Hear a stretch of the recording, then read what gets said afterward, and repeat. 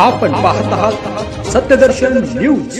राजकारणात काही घडू शकतं। अर्ध्यात रात्रीत विजय शिवतारे बॅकफुटवर। 2 दिवसापूर्वी अजित पवारांवर टीकास्त्र सोडणारे शिवसेना शिंदे गटाचे नेते विजय शिवतारे हे आता बॅकफुटवर गेल्याचे दिसत आहे। काल बुधवार मुख्यमंत्री एकनाथ शिंदे यांच्या वर्षा या निवासस्थानी मुख्यमंत्री शिंदे तसेच उपमुख्यमंत्री देवेंद्र फडणवीस आणि अजित पवार यांच्यासोबत विजय शिवतारेंची विशेष बैठक पार पडली। राष्ट्रवादी काँग्रेसचा बालेकिल्ला समजल्या जाणाऱ्या बारामती लोकसभा मतदारसंघातील उमेदवारीवरून हा वाद सुरू झाला होता। राष्ट्रवादी काँग्रेस शरदचंद्र पवार गटाकडून सुप्रिया सुळे या पारंपरिक मतदारसंघातून निवडणूक लढवण्यास सज्ज झाल्या, तर महायुतीत सामील झालेल्या अजित पवार गटाकडून सुनेत्रा पवार यांची उमेदवारी निश्चित झाली होती।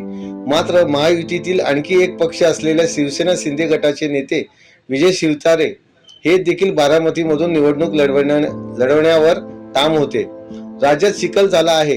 राज्यातील जनतेला नवीन पर्याय हवे आहेत।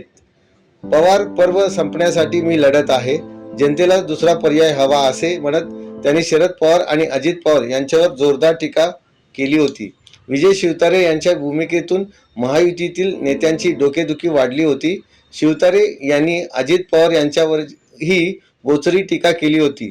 त्यामुळे बारामतीचा जागेचा पेच वाढला होता। मात्र काल वर्षा या शासकीय निवासस्थानी मुख्यमंत्री एकनाथ शिंदे, उपमुख्यमंत्री देवेंद्र फडणवीस आणि अजित पवार यांच्यासोबत शिवतारेंची पुन्हा बैठक झाली।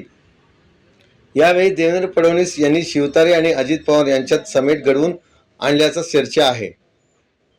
फडणवीसांच्या मनधरणीनंतर विजय शिवतारे यांनी बारामतीतून माघार घेण्याचा निर्णय